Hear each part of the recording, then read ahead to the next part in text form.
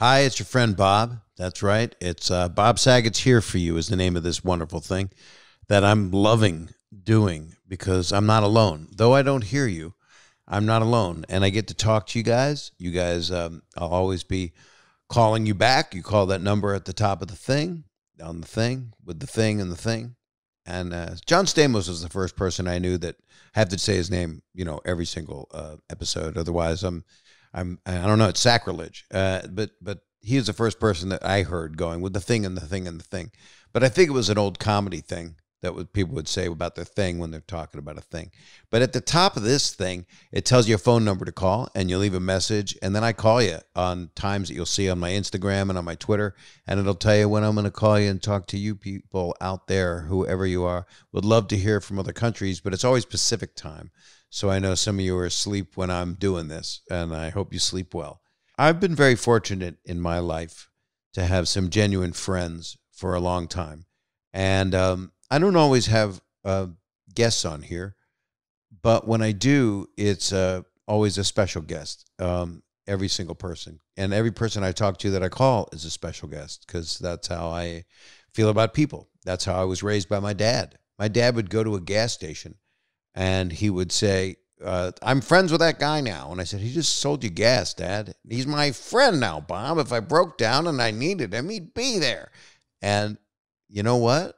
I think he was right. I think if we were broken down 2 days later after our road trip on his business, when I went with him when he was working in the supermarket business, visiting the stores to see how they were doing on a big food chain he worked for, if we passed that gas station, I think we did pass the gas station again. I can't remember, but if I recall, his friend wasn't there. But it didn't matter because I was with my dad. And I'm going to talk to somebody now. We're, of course, in the quarantine mode, so I'm going to give him a call right now. I've known him since I was 22, 23 years old.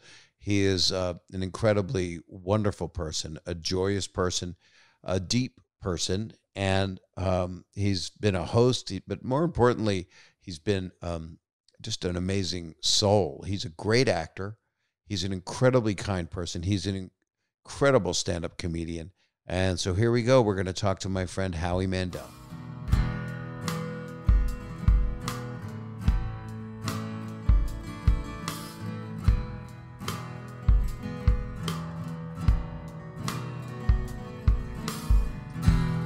Howie, how are you? I don't know. I'm not an expert, but I'm here, and I would imagine that that's good. And I'm thrilled to be here with you, Bob. I love you, buddy. I love you too. But I not only love you as I love you as a comedian, and I thought you were funny. Yeah, I love you as a human being. I love your heart. I love everything about you, and I'm so thrilled that you would invite me onto your podcast. I'm really enjoying it, even though I've only been here for about 35 seconds. They're the best of your life? Is this the best 35 seconds you've ever spent? Yeah, I mean, if you want to clump it in with the other 15 seconds of joy that I have from time to time with my wife. Birth of children. Is this up there with the birth of your first child? The birth was a weird thing for me. I mean, I love nothing more than being a parent, but the actual birth right. was not it's amazing and it's life-changing, but I got yelled at so much I remember, I don't know if I should say this, but my first daughter, who's Jacqueline, who's 30, going to be 36 this year. She was born in 1984, and there was a baby boom at that time. Yep. And she got, and we went to Cedars-Sinai, and when we went in, there was, it was the whole maternity ward was filled. So and this is where I'm lucky. You're saying it was a pandemic of babies? Yes, it was kind of like this, but with a precursor of. Well, I guess we were all fucked then too. Exactly. The verb works. The verb does work. But here's the key. So I went in and it was crowded, and they wanted to do something special for me. I was at I'm not going to mention the hospital, but I was at a big hospital here in LA, and I was in the midst of I was on a television show called St. Elsewhere. And you were great on that. Thank you. I would imagine a lot of your audience is much younger and doesn't even remember. But it was a hospital show. Denzel Washington came out of it. But you find that when you do television, whatever profession you're portraying, that profession seems to adhere to you and like you, and they become a fan. And lo and behold, I had doctors who were fans. So when we were in the hospital, first of all, we couldn't fit in the maternity ward because it was filled. Right. But they said, don't worry, we love you. We love you. Sure, we're going to give you a private room on another floor, which I thought was good. Not so much. But we went to the other floor. You were was it the older building? Is that what they did to you? I don't know. I didn't look at the age of the building. I was just not where anybody else was having a baby. So as you're coming in, you're not looking at the plaque on the wall when it was founded and to the Feldsteins for donating. No, I was in a tizzy. Right? I was in a tizzy. We took some stupid Lamaze class. I don't even know what that does. I did that too. Breathe. Yeah, it's a sock puppet. Breathe. Yeah. Yes. And I'm going, breathe. Like, and they say you're a partner and you're helping. And she went, and finally, like, she was in pain. So she screamed, fuck you. And I said, I did. And that's why we're here. But anyway, I took her. So we go in the room, and then everybody, because I was on a medical show, I guess word got out that the actor from St. Elsewhere was in the room. So other doctors would come in and visit just to kind of say hi and to meet me. No. But they didn't want to walk in because we're in the throes of childbirth. They didn't want to walk in like kind of like without any purpose, but to be fangirling. So they would walk in. They go, "Oh, you're Howie Mandel from ER." Now I'm mixing my show up. No, it's all fine. Yeah, I don't know my name. They would put on a glove and stick it in my wife and go, "Okay, she's at 5 centimeters." After the 11th, doctor walked in, I go, "Please, everybody, just take your hands out of my wife." It was like fondue. Yeah. And then, she started to go into labor, and they were going to wheel her up to the delivery room. And my daughter's head came out, just the head, the head, but no shoulders. There was just a head hanging there for the longest time. Oh my! And I started laughing. It was the world's craziest puppet show going on upside down inside my. So watching the birth was funny and uncomfortable and awkward, and I have a whole new respect for the female of our species. Yep. I've always said that, but it was really tough. I forget what the question was. The question was accurate. This is the best 35 seconds of your life. Yes. And then we did it a couple of more times, and now I have 3 children. I have 2 grandchildren. That I can't believe. I have 3 daughters that are 33, 30, and 27, and none of them have kids at this time. Especially after they hear this, they're not going to. You know what? But I'll tell you something. Had I known how great it was to have grandchildren, I would have done that first. Now, in the middle of this pandemic, right? My kids are grown like yours, and they don't live. We're empty nesters, and so in order to, and I also raised because I'm so neurotic. My kids. The apple didn't fall far from the tree. Right. So they don't allow me over, and they don't want to, especially in the midst of this. So in order to see my grandchildren, and you can see it on my Instagram, I drive over, I climb a tree, and I look in the window at my grandkids. Which sounds funny and adorable. Let me know when you're going to do that, because I'm going to call the police. Well, it's really funny because somebody was walking their dog down my daughter's street, and they went, "What are you doing up there? What are you doing up there?" And I'm wearing a mask, and gloves. So this is the only time in my life that you can walk into a bank with a mask and gloves, and they feel like, oh, thank God, I'm not going to get something.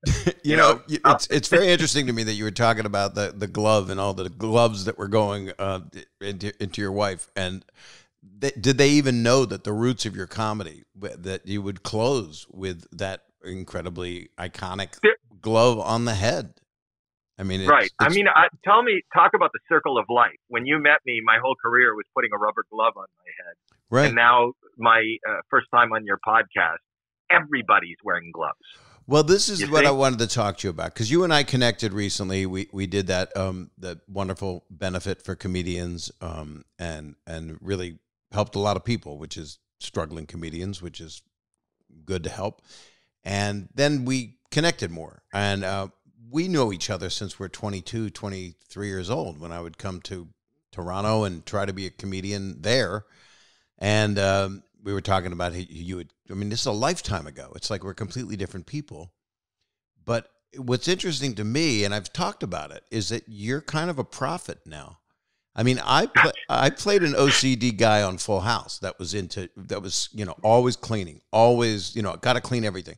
And I've become that guy. Talk about full circle. I literally am that guy. And I rejected it for a while. I was like, oh wait, I want to be funnier. I'm the straight guy, but am I straight? I mean, all I do is clean and hug men, and which has turned out also to be good for me. But with you and OCD stuff, it is a way of life right now. So I've been saying to people that the fist bump was actually generous of you to come up with that. You were doing that just to make other people feel like something could be, you would touch them in some way, but truthfully. But I don't want to. No, you never have. Have you been like that your whole life? Is this since birth? And people say that, and they didn't. And we talked about this a couple of days with my own personal journey. I've been suffering with anxiety and depression, and I was diagnosed with OCD and ADHD in my 40s. And when, you talk about meeting that's over 40 years ago when I was 23. I'm going to be 60. I'm going to be 65 now. So, but it doesn't make sense. Don't you think of yourself still, I guess, I feel like I'm 40. I don't feel like I'm 20, but I don't feel like I'm 63. I don't, the number makes no sense to me. And I don't know that I feel like I'm 40. I have never felt different.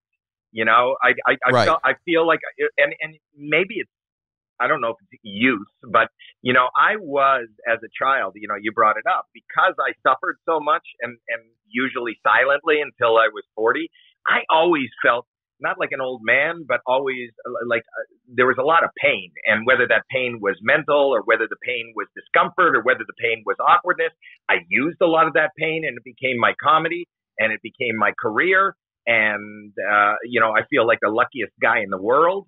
And I happen to be surrounded by great friends and great professionals, and I'm medicated really well. But the truth is that people, are coming up to me in the middle of this pandemic, or there's memes and they go, "Oh, you knew but I didn't. No, I didn't know. You didn't, but Moses didn't know either. So I mean, you are the Moses of the OCD movement. And it's not OCD, it's protectiveness. I don't know if there's an OCD movement. The point is that a lot of people are calling it a pandemic. I'm calling it told ya. But, for those that are listening, OCD, I'm not just a germaphobe and I'm not just a neat freak, and OCD is a real, affliction where, if I thought my hand was dirty and I went to the sink, you wouldn't know that when we were 23, but I would be stuck there sometimes for a day and my life would stop and it was torturous. And my wife at one point even, threatened to leave me because it was just hell living with me, and forced me in my 40s to go and get help. So the 40s was like my rebirth when I really got help. And I said, oh my God, there are coping skills. There are things that can be done. I can kind of function and not feel so in pain all the time. Was it one doctor that your family is what forced you to it? Had you and you didn't want to lose your family, obviously, and that's the most emotional gun to the head you could have because you love them, and yet you're suffering so much. And I'm not. I lost two sisters, one to scleroderma, and you've been kind enough to do those benefits for me over the years, and that's hardening of the skin, and it affects the lungs, much like coronavirus. It's you die from what's it called? Pulmonary hypertension. Not being able to breathe. Pulmonary. No lungs. Pulmonary hypertension is what it's called. Yeah. But I don't know why it's hypertension because there's no tension. I mean, anyway. But my other sister died at 34, and I don't talk about it a lot, but she was schizophrenic. And we think that she died of a brain aneurysm. That's what we were told. But her psychiatrist filled out the death certificate. So there's belief in my life, in me, and my parents never spoke about it, never told me that it was a suicide because my dad broke it was a torturous thing. So mental health in my family, we got the shit end of DNA. And now, so you are. Here's the point. Here's the point. Yeah, go ahead. And I talked to this about you. Even if you tell that story, and that's a horrific story, and I'm sorry, my heart goes out to you and your entire family. Save your laughs till the end. Right. But what I'm saying is, at this point in my life, in my mid-60s, and I've been a proponent for mental health, I don't think there's anybody alive. There's no human being alive that isn't touched touched by mental health issues. Yep. And whether those mental health issues, listen, you said your sister may have been diagnosed or was diagnosed with schizophrenia. I'm diagnosed with OCD and ADHD or anxiety or whatever. But I'm talking without those are titles that are put on certain, physiological chemical disruptions that are happening in our body. That being said, we need the same coping skills, and it's still mental health to not be able to deal with responsibility at work. You could be so inflicted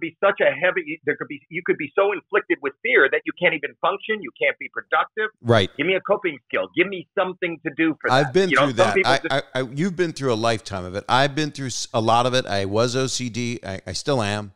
But like I knew I had to go to a psychiatrist and this was mild compared to yours, but when I was trying to book a flight and I'm sitting on the American Airlines website, which I haven't done for months and months, and I'm just sitting there and I couldn't type my name.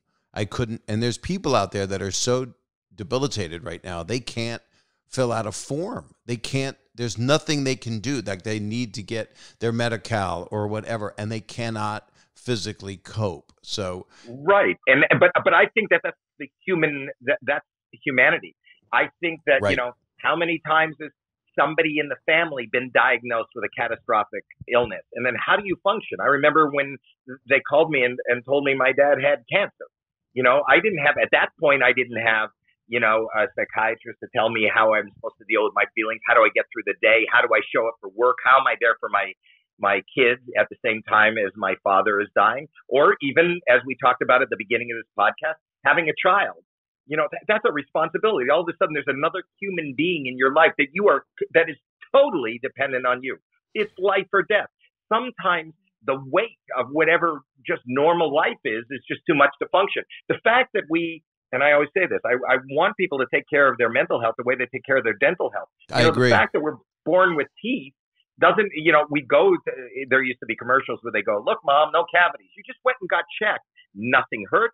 Nothing bothered you. They just take a little look-see, and they give you a little x-ray and they go, oh, that was great. You obviously been flossing. Well, nobody checks in on humanity. Nobody. And it is frowned upon to have mental health issues. It is. It's the unspeakable, and it is disgusting that we are where we're at because we've got. But when you talk about your sister, or you talk about what I was doing, my marriage was hanging by a thread. My kids couldn't stand being with me. It was really hard for me to function. I wasn't doing it, so that's why I went to a psychiatrist. Or you talk about your sister. Your sister had a psychiatrist. But the point that I'm making is it shouldn't go that far. It should be everybody. Everybody's got a chiropractor, even when they seem to be able to move around, or everybody has a masseuse, or, they go get their hair done, they go get their teeth taken care of, but they don't get their mind taken care of.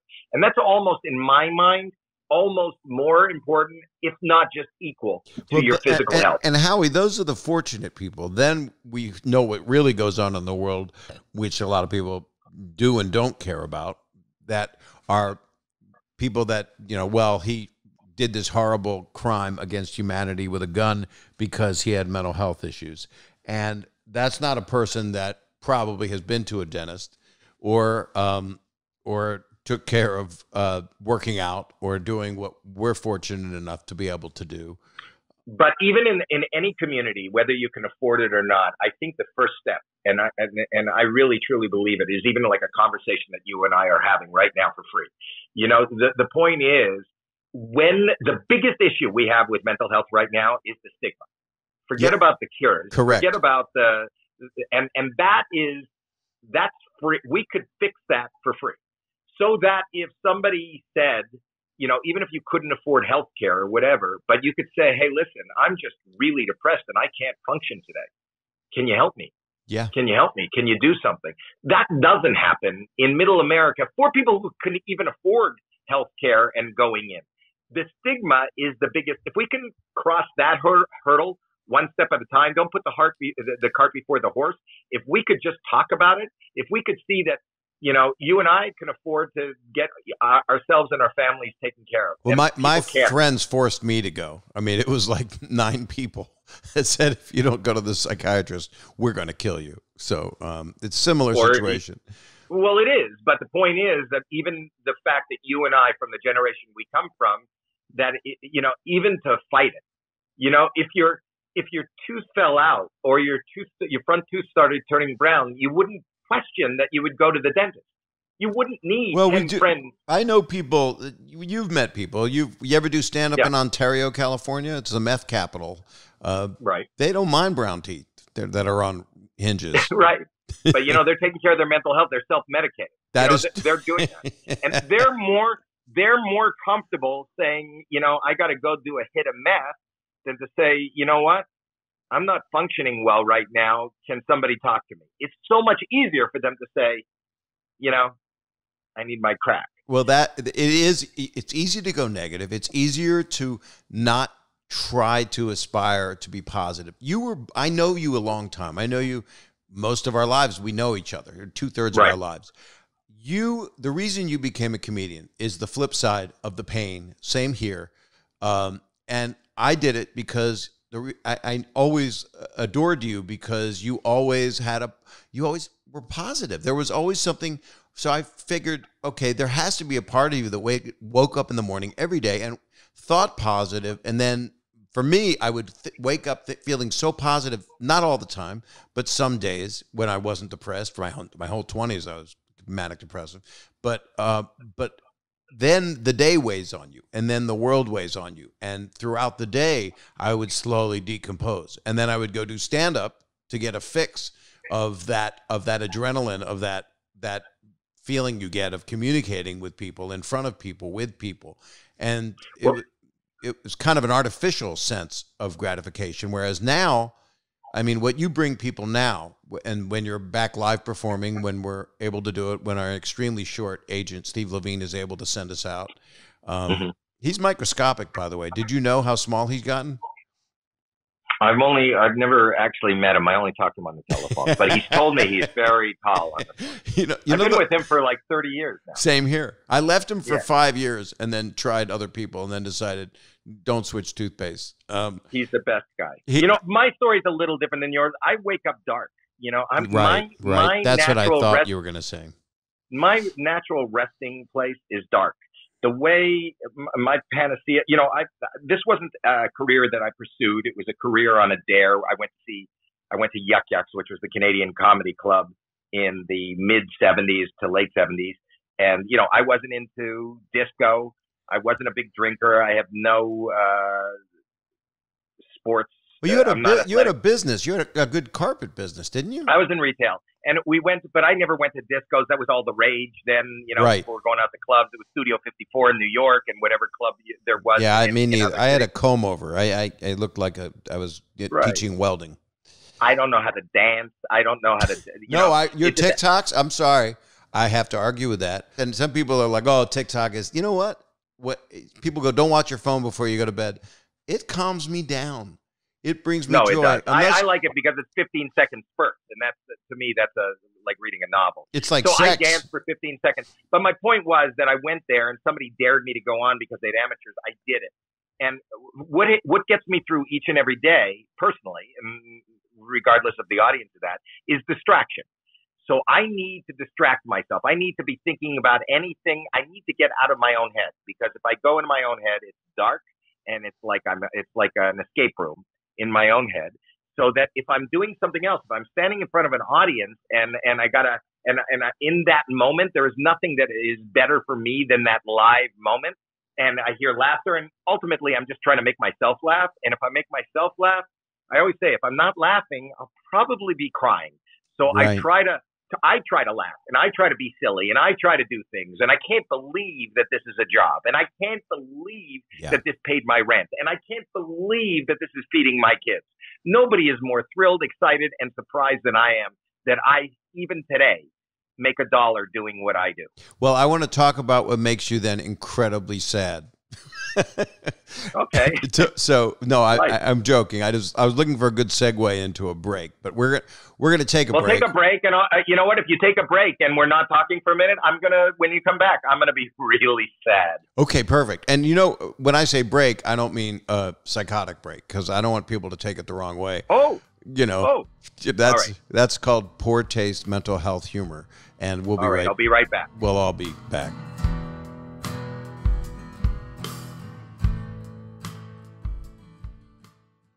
What if you need to go to the post office? What if you need to go there, right? And you don't want to go there. What if you need postage, say, to send out letters and packages? Well, don't you worry, because Stamps.com is here to help. How? Ask me how. All right, I agree. Because anything you can do at the post office, you can do at Stamps.com. You can print postage on demand and skip those lines and crowds at the post office. Stamps.com brings all of the services of the U.S. Postal Service right to your computer in the safety and comfort of your own home, office, or anywhere else you're hunkering down right now. It could be a trailer, a tent, a refrigerator box, wherever you are. If you got a computer and a printer, whether you're a small business sending invoices, an online seller shipping out products, or you're just working from home and need to mail stuff, Stamps.com can handle it all with ease. You simply use your computer to print official U.S. postage 24/7 for any letter, any package, any class of mail, anywhere you want to send. Can I say the word any anymore? No. Once your mail is ready, you just leave it for your mail carrier, schedule a free package pickup, or drop it in a mailbox. No human contact or animal contact is required. It's that simple. And like I said, with Stamps.com, you get great discounts too. You get 5 cents off every first-class stamp and up to 40% off of USPS shipping rates. That's a lot. And now, in addition to offering discounted U.S. Postal Service rates, Stamps.com also offers UPS services with discount rates up to 62%. That's a lot. Plus, with Stamps.com, you won't even have to pay UPS residential surcharges. Can you get that other places? I don't think so. Stamps.com is a no-brainer, especially these days, because many of our friends don't have a lot going on. And there's a lot going on right now. And so this is going to save you time and money and keep you safe in these crazy times. And right now, my listeners get a special offer that includes a 4-week trial plus free postage and a digital scale without any long-term commitment. Everybody's looking for no long-term commitment. Come on, it's rough times. Just go to Stamps.com, click on the microphone at the top of the homepage, and type in B-O-B. That's right, capitals, Bob. That's right, just type in Bob. That's Stamps.com and enter Bob, B-O-B. I don't know how I remember that. I think they did that so I'd remember it. Anyway, go to Stamps.com. You won't be sorry you did it, and you'll be able to get your stuff out on time and effectively and without having to go to the post office. All right, we are back, and that was a good break, wasn't it? Yeah, now I'm sad. I told you. You see a couple of seconds with nothing to do, nothing to say, nobody to talk to, nothing to think about. Don't you have one of those little paddleball things? Can't you do that? Or the You know, I used to have one of those paddleball things. My parents bought me that. I was always the rubber band. Yeah. You're talking about the wooden paddles with the ball. Yep. I love that, but I also had a lot of anger, so I used to hit it like really hard. It always broke. I always got 2 hits, and then I spent the rest of the afternoon looking behind the couch for the ball. Right. So that was never good. I told you, I'm not that coordinated. I wasn't good in sports. I don't. Well, you make humor of it. Physically, you've always been really astute, and everything you've done in TV and movies and virally that keeps us afloat laughing is a physical thing. And I love the abandonment you do it. I'm not like that. Once in a while I'll do it, but you doing it is just kind of freeing for me. No, but I think you do it too. What I loved about you and what I glommed onto, we talked the other day about the first time I saw you was in Toronto. You were playing a bagel shop. Fressers. You were doing comedy in a bagel shop. It was Fressers. I forgot. You said that the other day, but it didn't make sense. It was Fressers, which means overeating. Yeah, no, I knew it. I went for a bagel. I was hungry at 8 o'clock at night. I went, let's go get a bagel. And I go, and there's this Jew standing up front with his guitar singing filthy songs. And I go, and this guy's funny. It was so funny. And what I thought is you were performing, it seemed like to me, having this is the beginning, I didn't understand what really went into comedy, but it seemed very freeform and very like you would take these weird paths, but then connect them, and you'd play music and tell jokes, and then it would devolve into filth, which was hysterical filth, and then back to something else. And then, I thought that's what I glommed onto. You seem to just let, you were just a reckless abandonment of whatever, like, and you got to remember that in the 70s, some of the things you're talking about, people talk now, they go, Danny is not the same character as the Bob Saget. Right. He worked. Well, it was a job. People don't know that I was, but I had a structure to it, and so do you. No, but I learned that after. Right. But what was great about it is the idea is to have a structure, to know what you're doing, but to stand there in front of the audience, and the audience feels like, oh my God, there's no plan here. This guy just stood up. This is hysterical. Look at how his mind is working, and look how it's free flowing. Not knowing that where you're going from A to B to C. Right. And I kind of do that too, Yeah, you do. We have a similarity, but it's not because we watched each other. It's because it's who we became by being in front of people. And what kind of people are they? How old are they? And do you talk to the audience? Do you not? People call it crowd work. It's like, I'm sorry, we're not in a physics class. Don't label us communicating with people. And you're so wonderful at it. And I love doing it. Sometimes I'll do it, and then people will, there's always one person that will bother you that will say, now they make it public on a thing. They'll say, well, all he did was talk to the audience. But it was I want to answer. I'm sorry, that was 8 minutes of my 90-minute set, and I did it. But even if it was all. But I loved them so much. I wanted to talk to them. So. Go ahead. But even that, you sound like you're. There's no apology. At this point in my life, I don't want to apologize. The point is that I found, my life, and I find that humanity is a dichotomy anyway. For somebody who is a germaphobe, or is anxious, is depressed, whatever I've chosen or this path that I'm on, I didn't choose it. I feel like it chose me. Same. It's the dichotomy of who I am, and knowing you as being a wonderful, heartfelt, sensitive human being. When you watch your act and you're singing these filthy songs and you're which makes it's great. It's an opportunity for all of us to sit there and kind of escape reality. That's what I'm trying to do is take people out of it, but bring them all together. But our community, who is very worthy of, we raised money for them. It's a very mean, judgmental community. Mm-hmm. And the point is that I always felt like, I don't care if you talk to the audience for 8 minutes. I don't care if you talk to them for 80 minutes and didn't do one song. If everybody's laughing and enjoying themselves, when I first came out, I was doing like the rubber glove on my head. I was doing. You had your handbag. Handbag and silly props and things like that. And I've talked to Carrot Top many times. Carrot Top has the ability to fill a room in Vegas each and every night. He's been there for 10 years. And people have all told me that they just loved it. They were so entertained by it. It was just silly and delightful. And he has to come up with an idea. He has to build a prop, right. And then he has to show that and present it. You are witty. If somebody's in the audience and you're doing crowd work is, why is that any less? It might be even more than the way you and I may sit and you may write a song, or I may think of a bit and then I try it out and I hone it. Why is that any different than having the ability for a couple of minutes or even longer? And who was great? Jimmy Brogan was the king of crowd work. He was wonderful. And so was David Letterman. So when we started out, David was my first MC when I got a real spot at the Comedy Store. And Me too. All I wanted to do was see him talk to people because that was his natural gift. Do you know who's the first person to knock you about doing that? The crowd work. It's a comic. Yeah. It's never anybody from the audience that goes.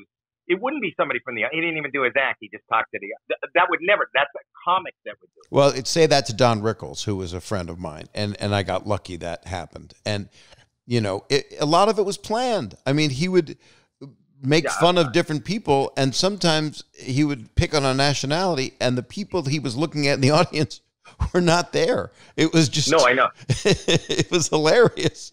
But he was doing an act, and he was a great comedian. I'm wondering, and I love Don also. I wonder, and that's the other thing that's up against us now as comedians, is the political correctness. Right. You know, political correctness mixed with social media. You know, the fact that, and that's what we're all on and right mixed now. with politics and religion. And there are people that are great at it, you know, like John Oliver. I mean, there are certain people that, whether they're too left for some people or whatever, they're still great broadcaster, comedians. It's a different world. But then there's people, I have a friend in England who I just love. And I met him when I did a Just for Laughs thing where I hosted this thing called The Dirty Show, and it went on TV all over Canada live. And Jimmy Carr was on it. Do you know Jimmy? I love Jimmy. I'm friends with Jimmy. So am I. And he took me out to Annabelle's or wherever in London and was Right. like, we're going to do this proper. And I went, wow, we kind of work. He's younger than us, but we work the same. And except he's got a really intelligent, he works like me, except he's intelligent. But I watched him on this clip that I'd seen, and it was, I believe, from a Netflix special.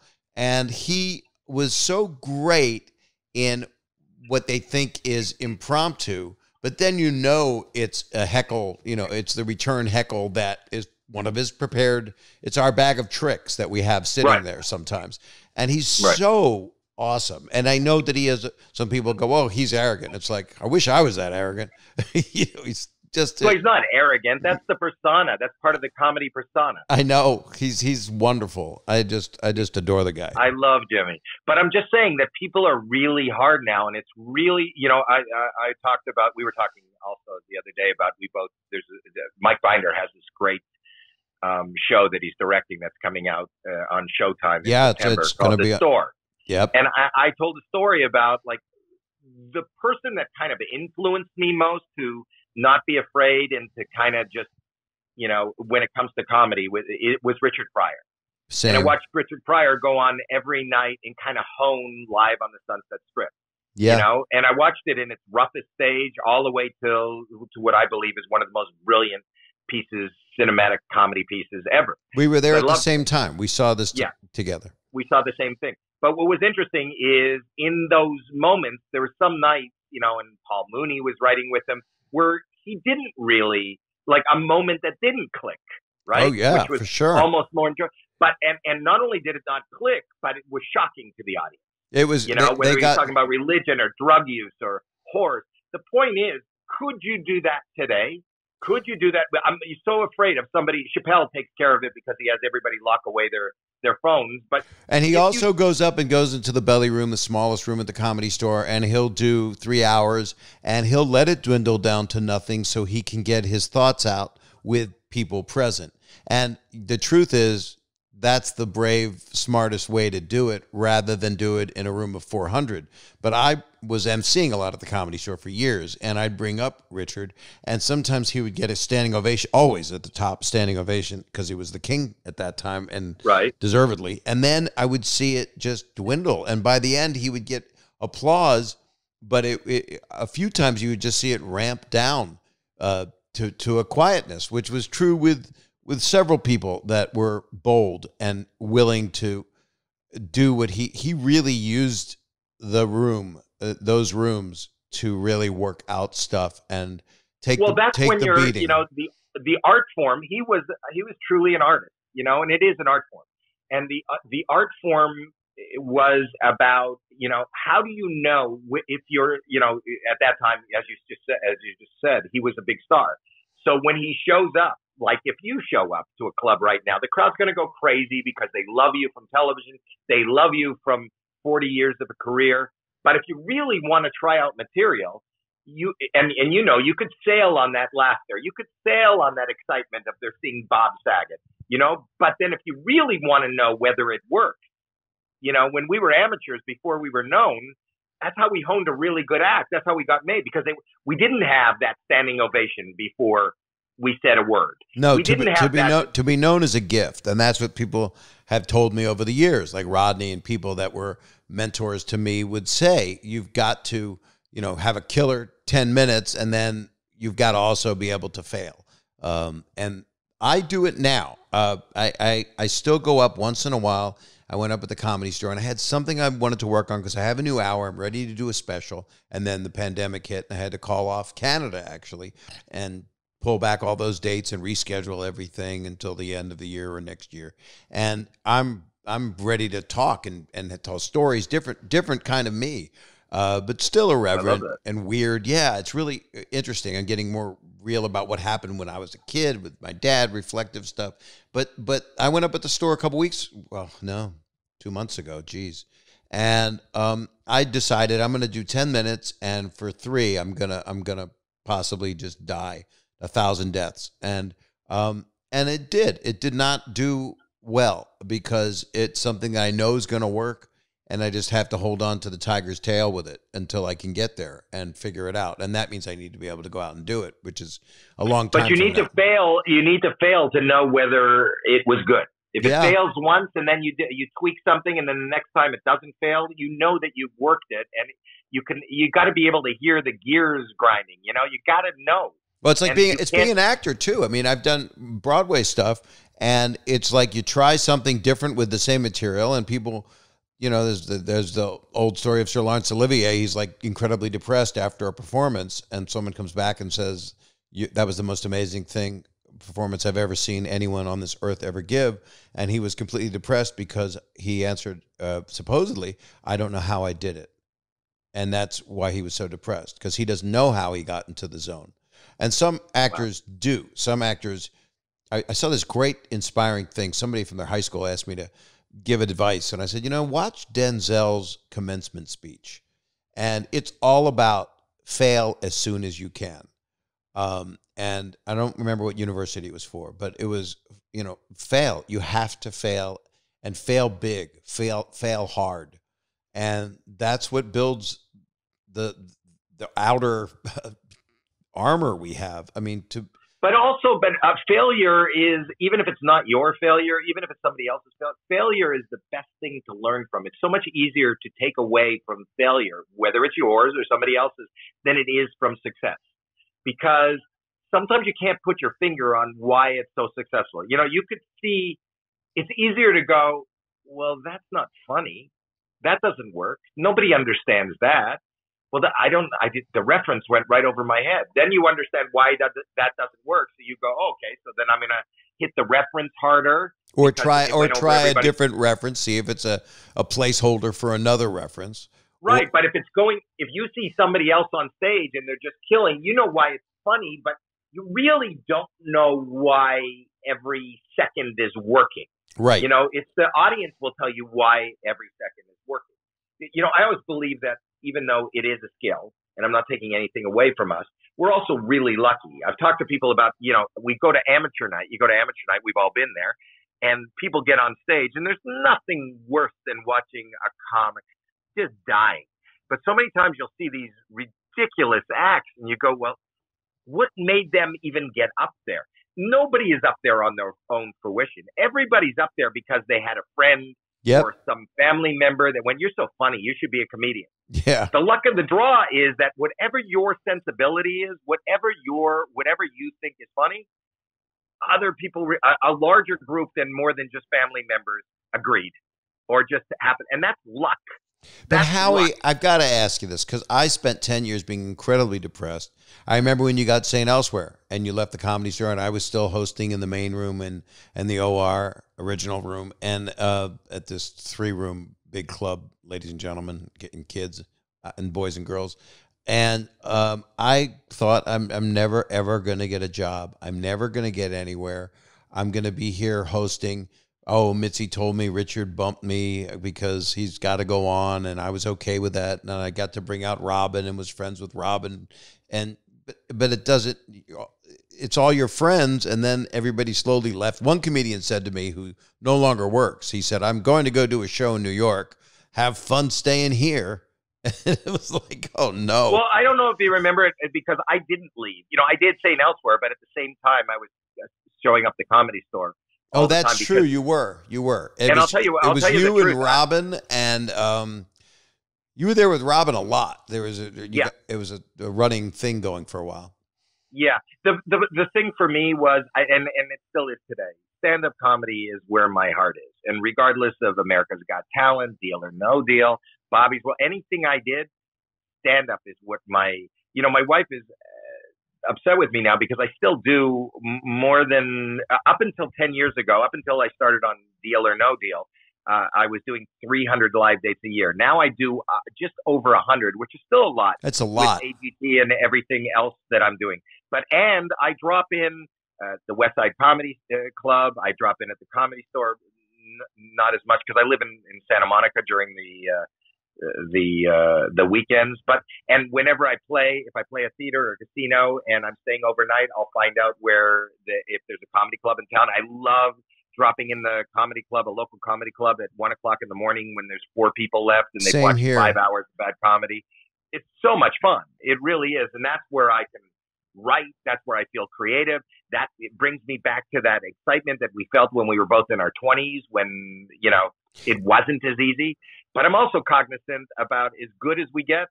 I don't know why it's leading me down this story, but down this road. But my first big, for me as a stand-up comic, my first big exciting, I did a young comedian special. It kind of blew up off of that as far as being able to sell hard tickets. And I played Radio City Music Hall in New York, and I sold out. And then they put a second one on sale the same night, and that sold out automatically right away. Howie. So I had 2 shows, but this I think it was 1987. Mm-hmm. And I had 2 shows at Radio City Music Hall. And the first show ended, and it was great. And I went up to the dressing room, and the second show is about to load in. And we're in the dressing room, and I'm looking down on 7th Avenue in Manhattan. 7,000 people are coming out of the Radio City Music Hall, and 7,000 people are coming in. There are cops. There's stanchions. There are cops. There's 14,000 people blocking traffic. It's just a fucking quagmire of shit out there, but it's all because of me. And I'm looking out the window with my wife, Terry, and she goes, "What are you thinking?" And this is really where it went. I went, something. There's 14,000 people here.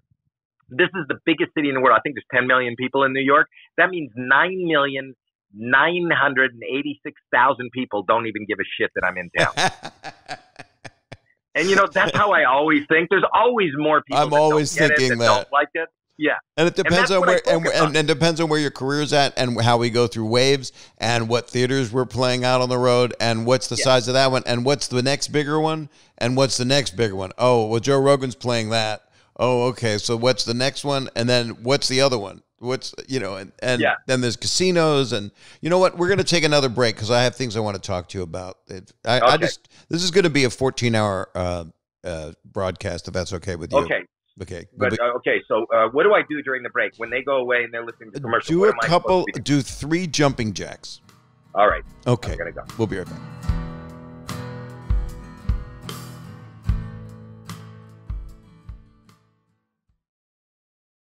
Are you out of breath? No. 3. There we go. I took my time. That was it. Just finished. I want to talk to you about a couple of things because stand-up is kind of the hard drive that we both, and I didn't think I'd be back like this. I thought, and I'm not, obviously, what I'm doing right now and this show, Bob Saget's Here For You, is something that helps me reach out to people. And I call people a lot on the phone, and they are excited to hear from me, but it's literally making people laugh one by one, But we do what we can do during this time. But the thing that is so interesting to me is here you are on some of the biggest shows that are on television. I mean, America's Got Talent is a show that are there new ones out right now? Are we still watching new ones? Well, no. America's Got Talent will premiere in May. Oh, so the things I'm watching now are okay. I figured that out. Well, old we did not that old. We do America's Got Talent, then I do America's Got Talent Champions in between. So I just finished those, and we were in the midst as we went into this pandemic of shooting season 15. It's my 11th year on the show, but season 15 when this happened, and it's surreal. I mean, I think all our lives are surreal now, but you seem to love it so much. I know you get asked this one. And you do. And when people succeed and when you watch someone come out of nothing and they have this talent that just comes from who knows where, I see your face, and I know that you're not. There's no phoning in with you. No, no. And that was that was the greatest part and the hardest part for me. So I watched the show before. I watch everything. I love, I don't come, as you said, I don't come from show business. So when I got in that first night when I walked on stage at Yuck Yuck and I pulled the glove on my head, and people who I've never seen, in a room of 150 or 200 people, they roared. I've been trying to get that feeling, that popped my cherry for being a performer. I try to get that feeling back. That I felt like, I was a guy that was never accepted. I was 4'10". I didn't have a lot of friends growing up. At 22? You know what? I went on stage my first time at 22, but my whole life I grew. When I started dating Terry, I was shorter than her, so that was at 20. I grew about 21. I grew another few inches, and now I'm 5'10". Is that true? So when I met you, you had just finally stopped growing? Yes. Yeah, I'm telling you, I was a late bloomer. I looked like a little girl. I met girls, but I had really long hair like you, but I looked really feminine, and I could stand in the girls' bathroom and brush my hair at the mirror. That was the only way I was going to get conversation with girls who thought I was a girl. My voice was high. I didn't shave. Terry met me the first time in a girl's bathroom. I smell another teen movie coming along. I think there's something there. Oh, I don't know. Like in this day and age, I'd probably be arrested for what I was doing. But the point. I forgot what my point was, but my point was that I just love that. The America's Got Talent. Right, but I love that feeling of being accepted, And every time somebody walks out on that stage and they're regular people, they usually have, it's a television show, so I guess everybody's got a little cross to bear or some sort of shit going on in their life. When they tell the story and it's so-and-so from Buttfuck America and they've never been out of their basement and nobody knows they sang, and now they walk out, you see their eyes. I'm sitting 8 feet from them or 10 feet from them, and they're looking at this room, and there's 3,000 people, and there's 30 cameras, and they're looking at Simon Cowell and Sofia Vergara and Heidi Klum and Terry Crews. You watch the wonderment of like somebody for the first time. They're just it's like a birth, right. And then they show us what they do. And when it works, and that's really the best time, when it works and that audience gets up on their feet and you watch their heart burst and their hopes and dreams come true, you know that human being, that person like you and me is never going to be the same again. They're going to be recognized tomorrow. They have found that they have been put on that path, whether they win the show or not. They're going to have a career. They're going to get jobs. They're going to be traveling. And it's amazing, like when I drive down the strip in Vegas, how many of those shows were started because of America's Got Talent. From Terry Fader to the Jabberwockies, who made it from Best Dance Crew, but they started on America's Got Talent. And I'm watching like all these kids, they went on. So I love to be sitting there. You're part of a gift. You're part of a gift, except for the people. I feel like it's a gift to me to be witnessed, and I want to be positive because I know, I have empathy and I know what it feels like to be on the stage.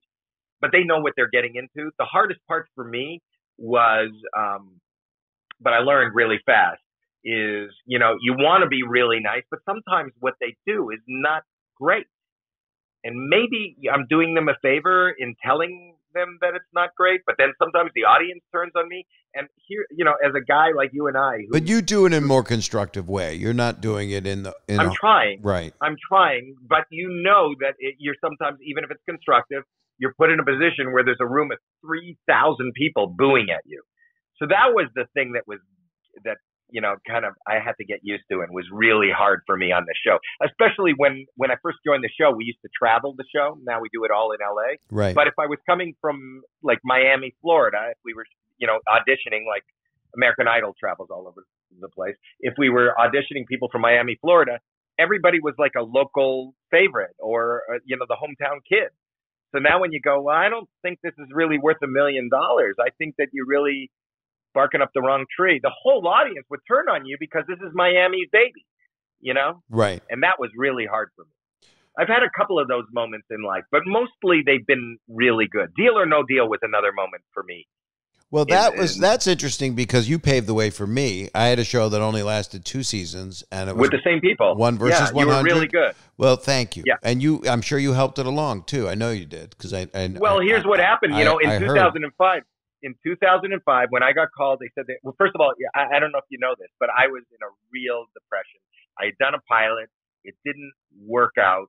I'm kind of, frugal with my money. I made some investments just so that I'd be safe, and I was about to quit the business. I didn't know that at all.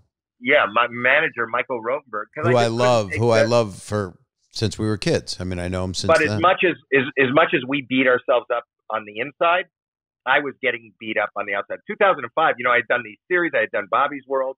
I had done, St. Elsewhere, and now I was sitting on folding chairs reading for 5 lines and under in every network with a bunch of people that I didn't know. And I just said, I don't need to do this anymore. I got a pilot. I did the pilot and they noted me to death. And it was just a horrible experience. And I felt like this is not good for my soul. It really, it really is not, especially coming from where you'd been. So I got a call from Michael. Michael says, NBC is doing a game show and they said you're perfect for it. And I went, fuck you. And I hung up the phone. And I don't know if you remember, but around 2004, 2005, being a game show host was not an asset, especially when your currency is irony, when you're a comedian. I didn't want to do it. I didn't want to do 1 versus 100. And then you had a success, and not only a success, Howie. I mean, it was like Millionaire. It became became something. But here's what happened. Let me tell you. So they call me back a half hour later, and he goes, apparently this is a big show. It's all over the world. America's the last one. And NBC is going to give 5 primetime nights in a row to this game. I went, no fucking way. This is the nail in the coffin of my career, which I'm walking away from. But I don't want the last thing that people saw me in to be a humiliating, quiz master. I don't know what I want to do. I don't want to do this. Right. I hung up the phone again. And then he calls me back and he goes, can they just come and show you the game? And I was sure that I said, I'm in Jerry's Deli in the Valley. If the guy wants to come over and show me the game, I'll look at the game. Rob Smith from Endemol shows up and he's got a card. He didn't even go to Kinko's. He made a card. It was like a 7-year-old's after school project. And he cut out all these amounts. They were supposed to be the briefcases. I have this card in my office and he shows me the game. Now the game has no trivia. The game has no skill. And they keep going, you're perfect for this. We see you for this. And this is on a Friday. No intelligence is needed. Yeah, pick a case. And I went home and I was really depressed. And Terry said to me, my wife said to me, what are you going to do? And I go, it's stupid. She goes, do it. You're doing nothing. I got nothing here at home for you. You're making me miserable. Just distract yourself with it. Use the distraction. So I call him back on Friday and I go, okay, I'll do it. They go, perfect. We couldn't do it without you. And I go, when do I start taping? And they go, Monday. Monday? You could do it without you. Right. Don't you have to build a set? We have a set. Well, don't you have 26 models? We have them. How fucking far down the list was I? How many people said no to this piece of shit that I'm perfect and I'm going to do it? So anyway, they started with Urkel. Right. And then I said to him, I started watching. I had no point of reference to a comedian doing a game show. Right. So I went and I Googled and I got some tapes of Groucho Marx. Yeah. Doing You Bet That's Your what Life. I did to do 1 versus 100. I said to them, can I hire a writer? And they go ahead, hire a writer. So I just had the weekend. So I sat with the writers and I had a bunch of funny, witty jokes. I said, if nothing else, this is going to be the dumbest game show in the world. I've got some funny, witty jokes. And where else can I, in prime time on NBC, show my wares? I've had no exposure for years. I'll do that. I walked out.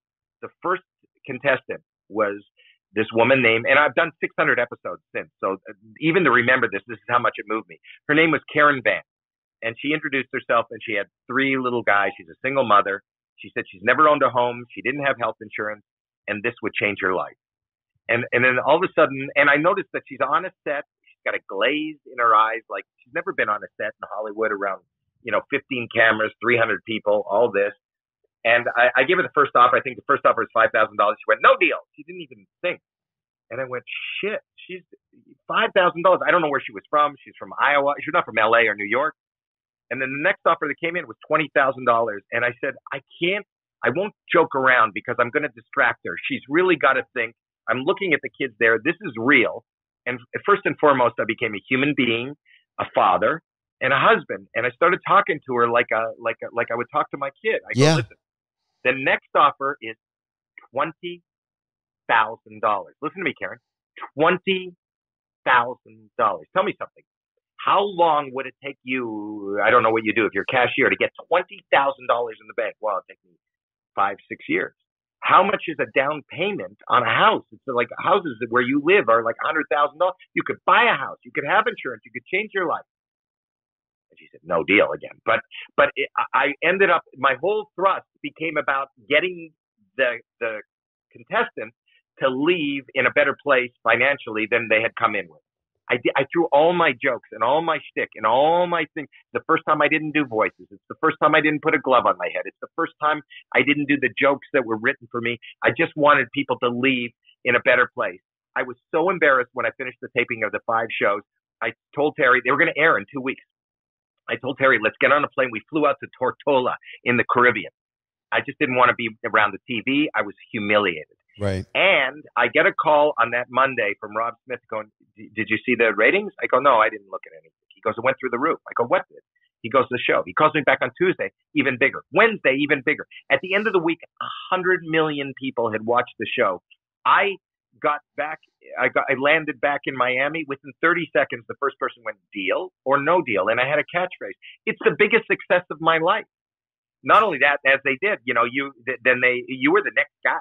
You were the next guy they hired. That company, it's the same company, was doing 1 versus 100. And then I got a call from Fox. They hired Jeff Foxworthy to do, Are You Smarter Than a Fifth Grader? And we found out, and history has proven that no one is. Right.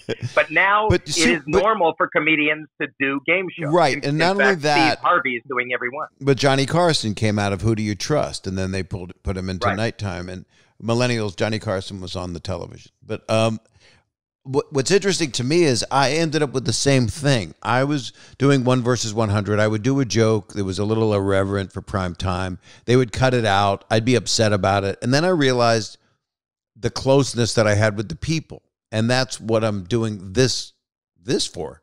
And that's what we share. And for you to have you have the same exact reason for doing America's Got Talent. I mean, what you're doing, Bob, it's giving, you're wanting to help people, but you care about people, and you also want to. But not only that, but you're funny too. But not even funny, Bob. There is no way. This is a podcast. This is for the public. This is for public consumption by choice. There is no way by their choice. But there is no way that you and me would have had this conversation for public consumption when we were 23, because we had to have the witty line. We had to have the joke. And what age has given me is the comfort and the knowledge that if we're just ourselves, that's okay. It really is. Right. Okay. And I didn't know that then. Neither did I. And when I listen to the people, and I've been on their podcasts that are 20, 23, 25, and have some kind of a cynical attitude, or they're doing bits, or they're working a little harder, and sometimes it's a little sweaty, but their audience loves it because they're of the same age, and it's just like it really is them doing a podcast as though it was them. I still would rather have something genuine, and then when the humor comes, it's just usually it's out of something incredibly dark. But I also think even young people, even the real young people, if you look at the YouTube generation, and that is the key, the one word is authenticity. So if they think that you're performing, if they think, as long as they believe, even if it's hysterically funny, if they believe that's you, they believe that you're not trying to be funny, doesn't work anymore. No, and that's what your audience is it the same as mine? Because mine's all over the place, but because of Full House, right? So you get people from your shows, TV shows, where you'll get 20-year-olds, but you can't really have 13-year-olds because you use language in your show, correct? But I make a point of when I'm out there live that it's over 18. Yeah, same here. I do the same material. I always say, then what'll happen is I do the first joke, and somebody gets up and they're walking out with their kids, and they go, "Well, this is really disappointing." I go, "Well, I told there's a sign." Exactly. I always say 18 are people with really good fake IDs, and then I have a laminating kit. Really I have a laminating kit in the lobby. AGT is a really good family show, and little kids are watching, and old people are watching. Right, so you want to bring your like kids. Your Full House. Same thing. They want to bring their kids, and occasionally I'll do something if it's a special thing, if it's a corporate thing, and I know you do the same kind of stuff where they can bring their kids, and that's it. Then we adjust in a different way, and I say, well, it's going to be a little shorter than my normal show. Right. I do that too with Steve, but I also say, Steve, really, stand-up comedy is my therapy, and I really don't want to bend. If they want, really clean, I'd rather not go and do it. Same. I'd rather just go to the West Side Comedy Club, in Santa Monica, where there's 60 people sitting, and just, have that stream of consciousness, because that's my joy at this point, and that's what I need to do. So I can't really. That's like saying, you hire a music act and go, you can't do these two hits. No, and it's making a great artist paint great. Let's talk about art though, but it's something that's a great artist going to have to do something commercial that doesn't allow them to do what they do. But that's what it is. Stand-up comedy is an art. For sure. And the art is, they're telling us what shades we can't use anymore. They're telling us, go paint the picture, but do it this way. Well, it doesn't work that way. No, and political correctness and comedy, it shouldn't be in the same building. I am at the point, and you know where I come from. I was always the guy that wanted to say, because I look like somebody's accountant or dentist or just a nice kid, and now I just look like your dad, or whatever I look like to people. I've wanted to say stuff that you're not supposed to say because it's just words, and I'm not acting on them like other people that have. In the past 5 years, we've watched people go to jail, and some of them deservedly so. And I would say the worst things. I don't say them now. It's a different time. I'm not going to go tell the aristocrats joke. I never even knew it. I mean, I just did it. I heard it twice in my life. But the whole point is if I'm censored, I'm dead. So I kind of find myself now teeing it up more and putting more disclaimers on it. But it's not as much fun. It really isn't as much fun. But I'm using it now as a PSA. So I'll come out and say it, and then I'll say, now that's exactly what you're not supposed to say now. So don't say that or this. And here's then another 5 minutes of the same stuff, just because. But there are people that aren't abiding by it and thriving through it. I think Chappelle is brilliant at being able to not be concerned with political correctness. He's the best. I mean, probably the best living for me. Yeah. I was going to take one more break because I want to talk to you just for a couple more minutes about a couple more things. And then. All right. I'm going to take a break and I'll finish. I lied to you on the last break. I only did 2 jumping jacks. So I got one left for this break. Absolutely. Okay. We'll be right back.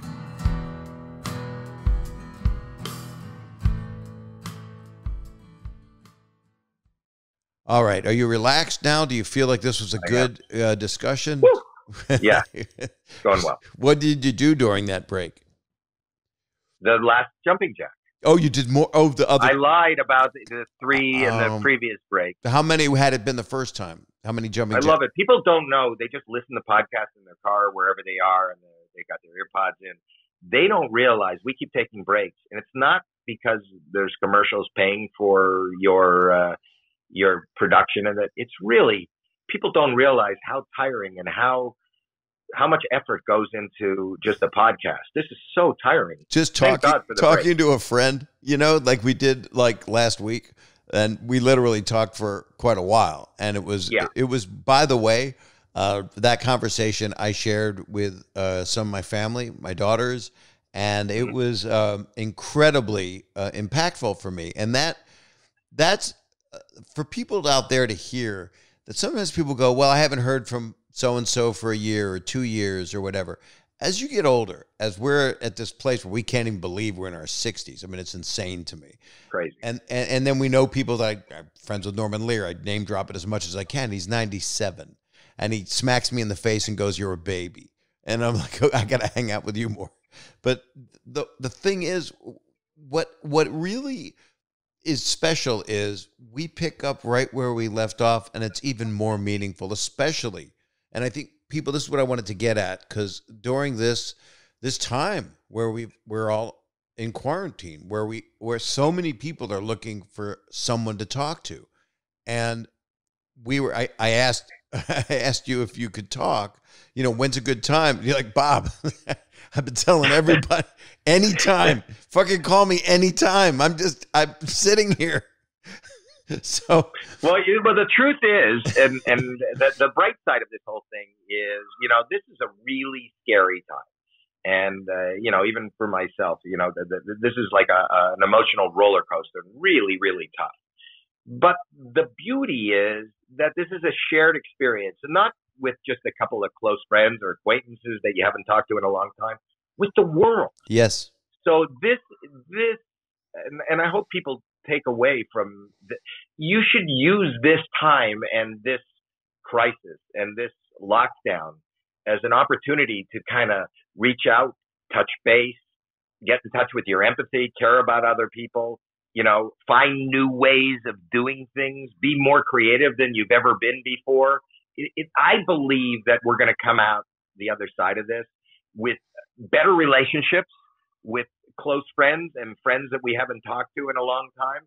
You're going to come out of the other side of this with new ways of communicating and doing things, and whether it's even doing business in a different way.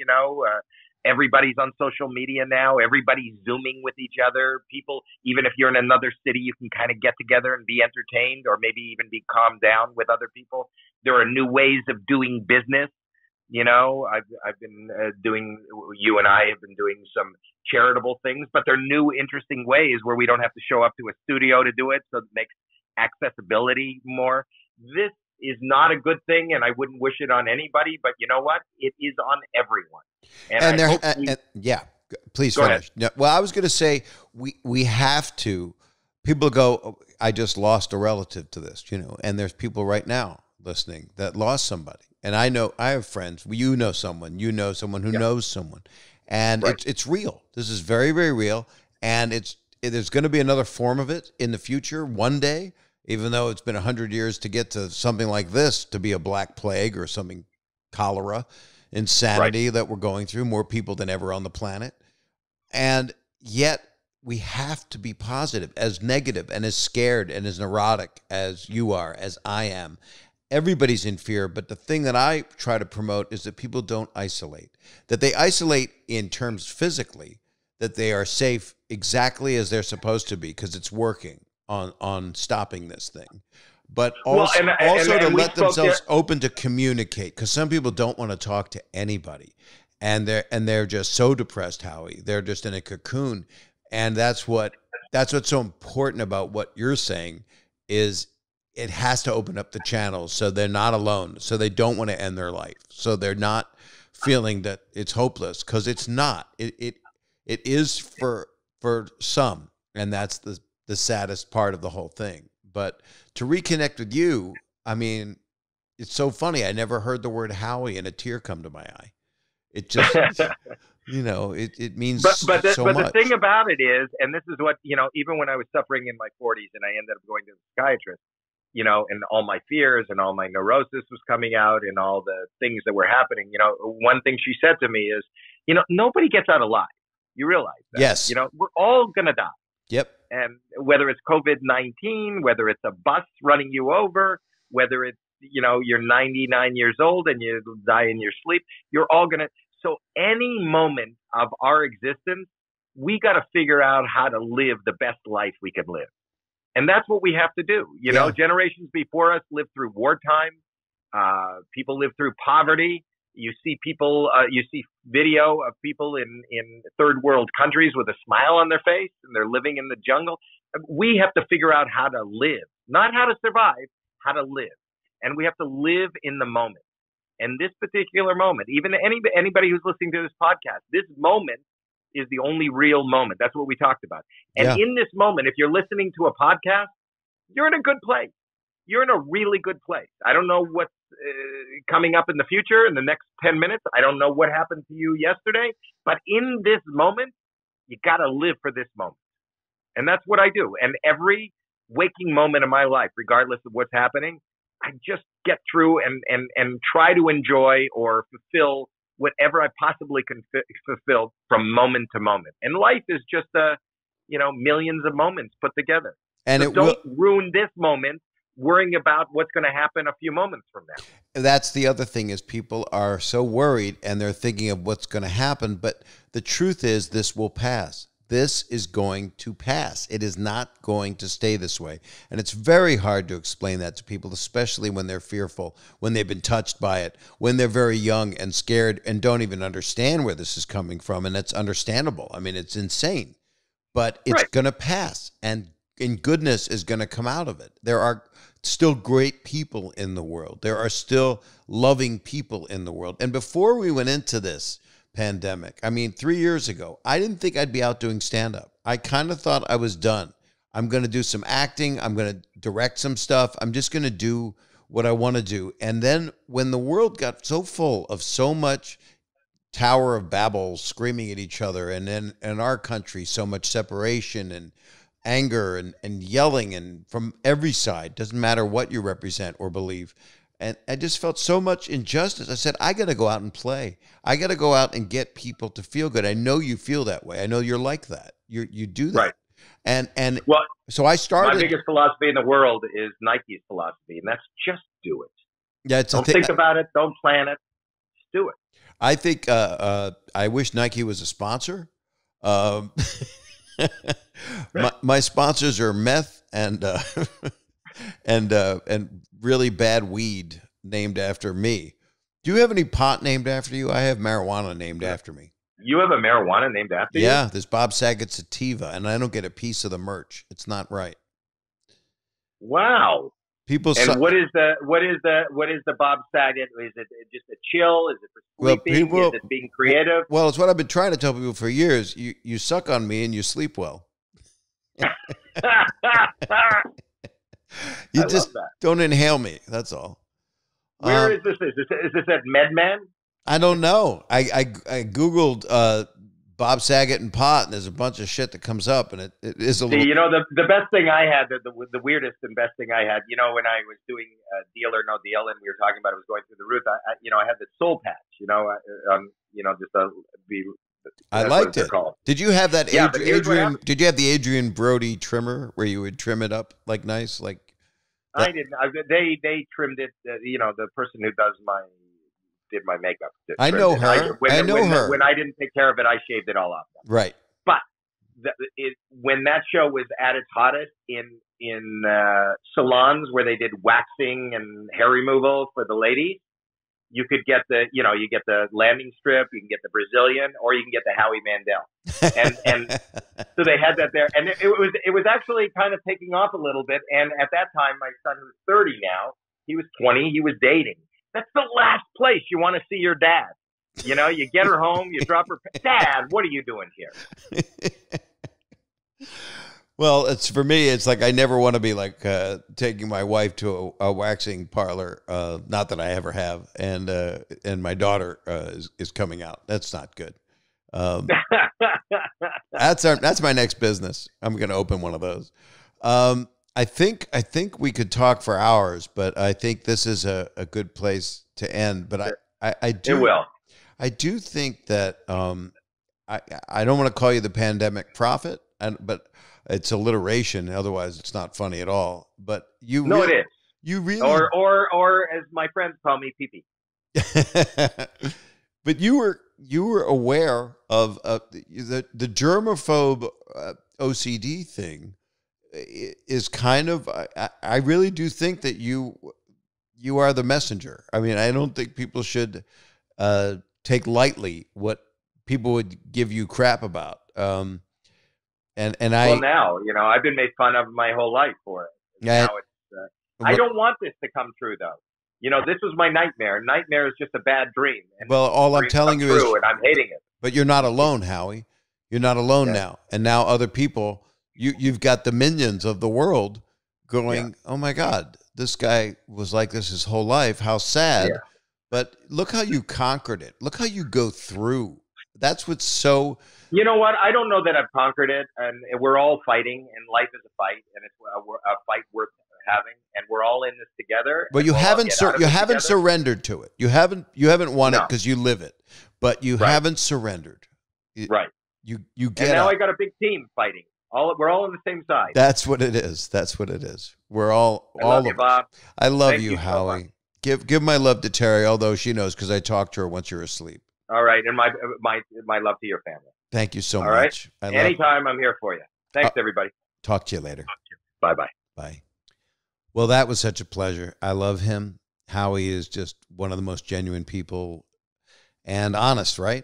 And that's what we all aspire to be. And everything he said is true. I mean, you guys that are out there suffering right now and having a hard time, regardless of all the stuff we've been through health-wise and the way the world has changed, it doesn't change the fact that a lot of you think you're not going to make it, you're not going to succeed, you're not going to have a job.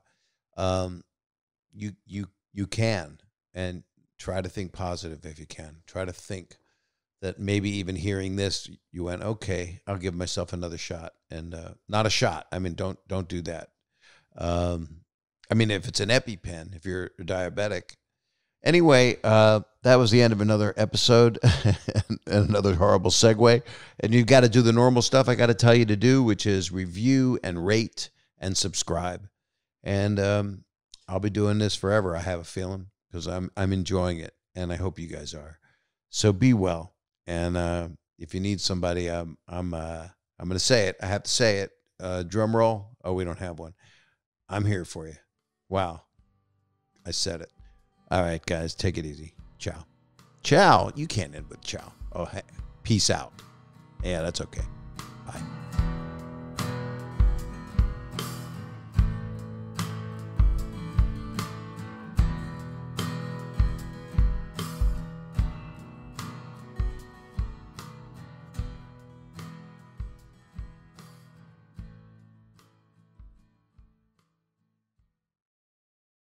What if you need to go to the post office?